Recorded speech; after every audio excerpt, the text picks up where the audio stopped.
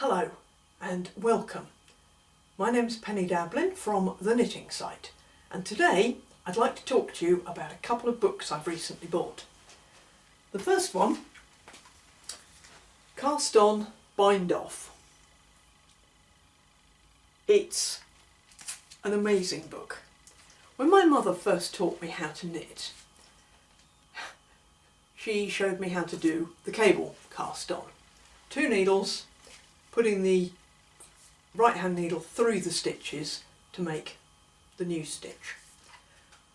Also the ordinary knitting cast on, where you actually put the right hand needle through the stitch to make the new stitch. That was it. So I had 2 ways of casting on, and I had just the one way of casting off. I'm not quite sure what you call it, but it was the standard cast off. This book by Leslie Ann Bestor has 33 different ways of casting on and 21 different ways of binding off. She starts off with 7 basic casts on. Lovely pictures that show you exactly what the edge is going to look like.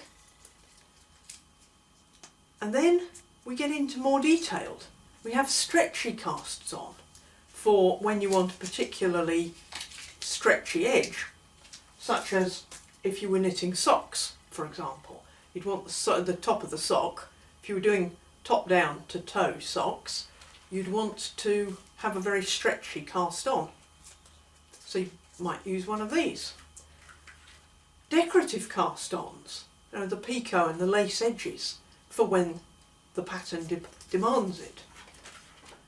Then a circular cast on, for when you're knitting a circular shawl, for example.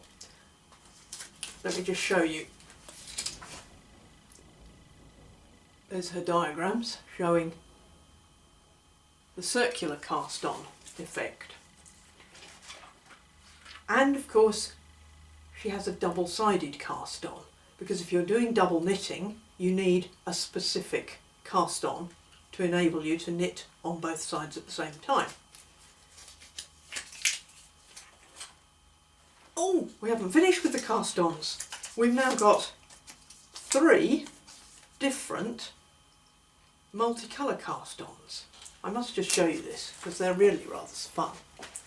You see how we've got multicolour in the cast on edge, and she shows you how to do that, which is wonderful if you're about to do a fair isle or something similar. She also goes into what she calls provisional cast-ons.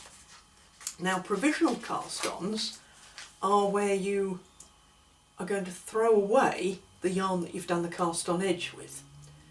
So you do a provisional cast-on and you knit one way, you then come back and undo the cast-on edge that you've done in a different colour yarn and pick up the stitches in order to knit the thing the other way.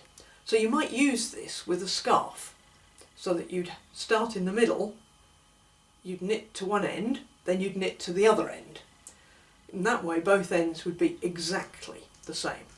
And both ends would end with exactly the same bind off, or cast off as we call it in this country. So let's have a look, see what we might do for bind offs in this wonderful, wonderful book. Haven't quite finished with the cast ons actually. We've got the basic bind offs, and I think the traditional, what she calls a traditional bind off, is what my mother taught me. But she also has stretchy bind offs. This is when you do your toe up for your sock and you want the end to be stretchy so that you can get your foot in.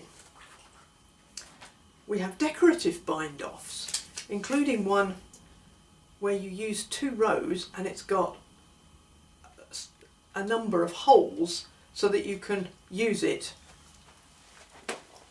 If you bind off with the holes, you can then put the fringe on your shawl, as she shows there. The illustrations are very clear, the instructions are very clear, and there's just so much you can do. she goes into Kitchener stitch and a 3 needle bind off that you could use on shoulders to make a very, very neat edge. Wonderful book, highly recommend it. It's called Cast On, Bind Off, and it's by Leslie Ann Bestor. Highly recommended. The second book that I've recently purchased for myself is Mastering Colour Knitting by Melissa Liepman. Now, I bought this book because I wanted to know more about knitting in colour. Up until now, I tend to knit more with textures than with colours, and I thought it would be a fun book to read. Put it this way, it's not written for a novice, not by a long chalk. She goes into a lot of detail about how to knit stranded knitting, intarsia knitting and double knitting using colours. The problem is, I think, this book is number 2. It's the second volume. Her first book, which was called something like Simple Colour Knitting, introduces the fundamental ideas of colour with the colour wheel, how to choose complementary colours, colours that are going to go with each other, and then introduces the idea of knitting in stripes and slip stitching. You don't get that in this book. There's a little bit about the colour wheel, but you don't get anything about simple stripes and simple slip stitch effects. This one goes into the more complicated ways of knitting with colour. When she introduces the stranded knitting or Fair Isle knitting, she also introduces the whole idea of using steeks. Now, this is when you cut your work after you've knitted it. So you might make a cardigan, but you make the front all of a piece, intending to cut it down the middle to put the edges on afterwards. That is the sort of thing to do with one's knitting that frightens most people. It frightens me, I have to admit. And her instructions in the book are very, very simplistic. They don't really go into what you need to do to successfully steek. At least, not in enough detail for me to dare to do it. I have done cut and sew techniques with machine knitted garments where I knitted a jumper up the front and down the back all as a piece. Then you backstitch on the neckband, you cut out the neckband hole, and then you stitch your neckband in on the inside to hide all the rough edges. That was scary. What she's suggesting doing with cardigans and V-necks on jumpers is a lot scarier. I'm not up to trying that just yet. However, it's an interesting book. A lot of nice, lots of pictures. Let me try and show you. If I fold the pages, you can see how they're coordinated, colour-coded pages. You've got the green. No, let's start with the white. You've got the white section, which is the instructions, followed by the blue section, which is, if I open a blue section, you'll see it's a selection of pattern stitches for that type of knitting. So there we've got a selection of intarsia designs, and finally we've got a selection of double knit designs.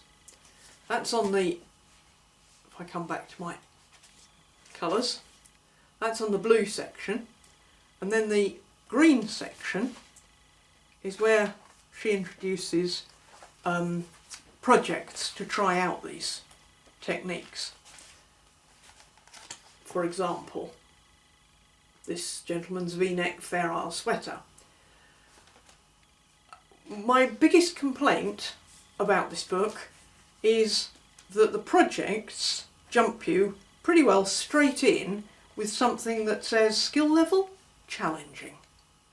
Well, if the third project in the book is challenging, the whole book is definitely not for novices.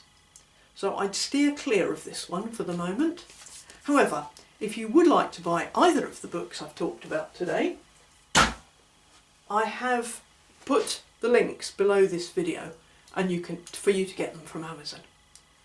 Thank you for listening. I'll see if I can't make more videos for you in future. Bye for now.